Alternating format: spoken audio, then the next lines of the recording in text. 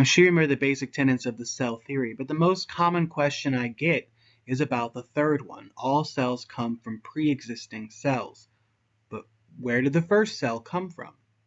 Well, evolution encompasses a wide range of phenomena, from major lineage emergence to mass extinctions, the evolution of antibiotic resistance. But the fundamental question of where we and all living things came from is really in its own special place. There's tons of evidence used to figure out these different theories, and there are a wide variety of theories of where life came from, but we're going to discuss one in particular, the theory of spontaneous abiotic origin. Basically, did life spontaneously evolve from inorganic molecules? This hypothesis really starts early on in 1920 with Operin and Haldane.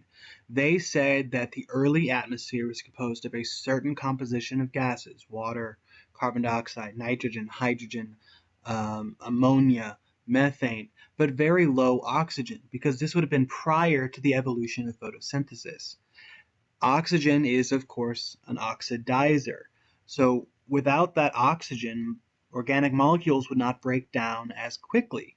So with the wide variety of chemical availability from the atmosphere, from volcanoes, from meteors, and so on, and the energy available from lightning and UV radiation and chemical reactions like hydrothermal vents or volcanoes, it's possible that life could evolve spontaneously. In 1953, two scientists, Miller and Urey, decided to test the Operin and Haldane hypothesis. They set up the experiment on the right, as you can see, and under the conditions that Operin and Haldane hypothesized, they were able to get many different organic compounds, like amino acids and nitrogen bases, such as adenine. Now, in 2007, after Miller died, scientists went back and examined the sealed vials from the initial experiment, and we were surprised to determine that there was actually more, well over 20 different amino acids produced in Miller's original experiments. He just wasn't able to tell that they were there with the equipment from his time. What this means is that we were able to produce in this experiment more amino acids than actually occur in nature. So that was a very interesting idea. There is abundant evidence of major volcanic eruptions 4 billion years ago, which would have released the gases. But since this time, people have questioned the initial composition of the gases, and they have repeated it with different percentages and different types of gases. And yet, what we find is that these organic compounds are still generated, no matter what combination of gases they use. So there's definitely some great support behind this idea.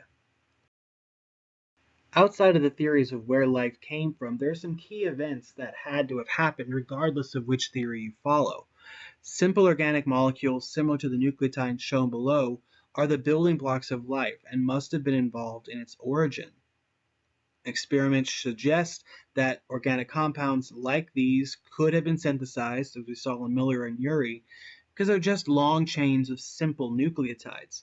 Now, genetics would have first happened with RNA, so it's the RNA world hypothesis, because RNA is simpler. It's also one-stranded, so a spontaneous evolution of this is definitely possible. All living things have to reproduce, and to do that, they have to copy genetic material and pass it on. Thus, the ability to copy the molecules that encode genetic information is a key step in the origin of life.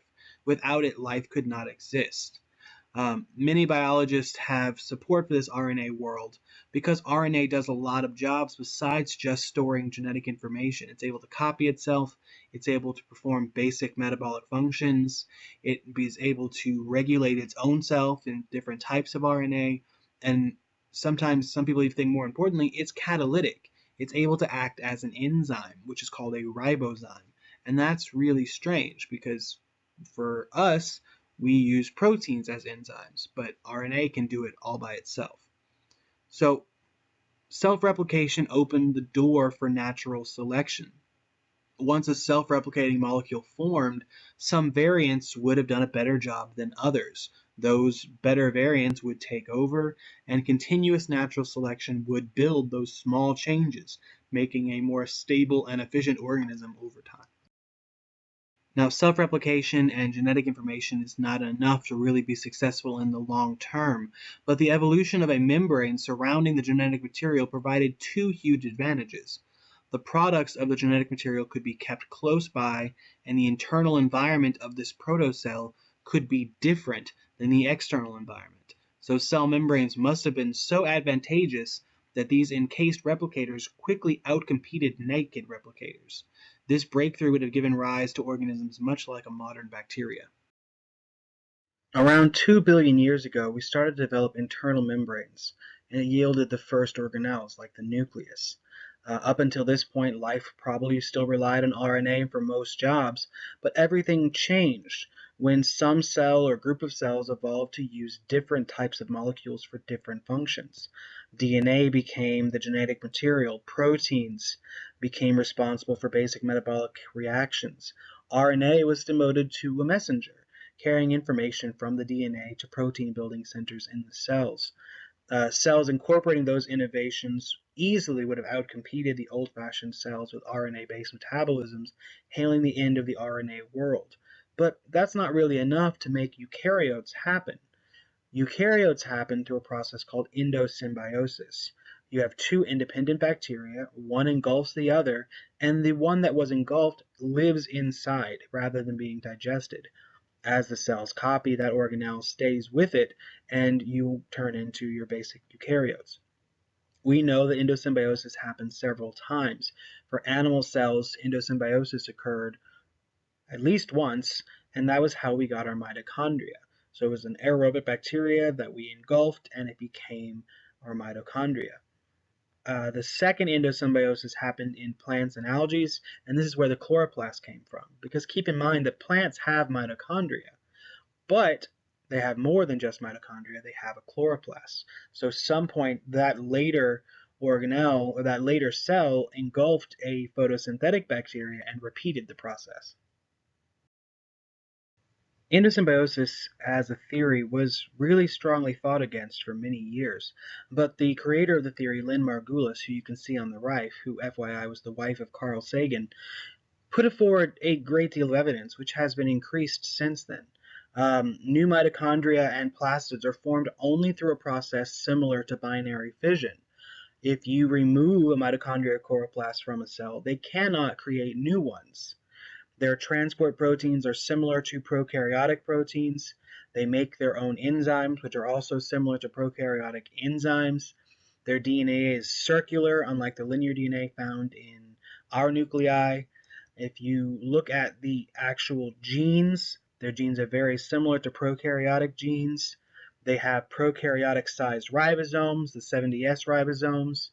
They use a different start codon than we do, which is a prokaryotic start codon. Their membranes are structurally similar, and their internal structure is structurally similar to prokaryotes. In fact, they use prokaryotic carbohydrates in their inner membrane while their outer membrane is eukaryotic. And that double membrane is important because it was engulfed. The outer membrane came from our ancestral cell, whereas the inner membrane came from the ancestral prokaryote. The next step in the evolution of life as we know it would be multicellularity. Prior to this point, everything was single-celled. So eventually, some cells stopped separating after replication. The fossil on the right, you can see these disc-shaped cells connected together. This is the ancestor of a red algae, which changed a bit over time, but still looks similar to this. So that specialization would have increased efficiency, allowing for the organism to succeed with natural selection and evolution, creating the first lineages of multicellular life. So if you use your shoulder as the origin of life on this planet, humans have existed for the tiny sliver at the end of your fingernail on your middle finger. So when we're trying to understand the origin of life and where life comes from and how it changed, we need to understand that humans are only a small piece of that, and understanding the cell is essential, as the cell was life a whole lot longer than humans were.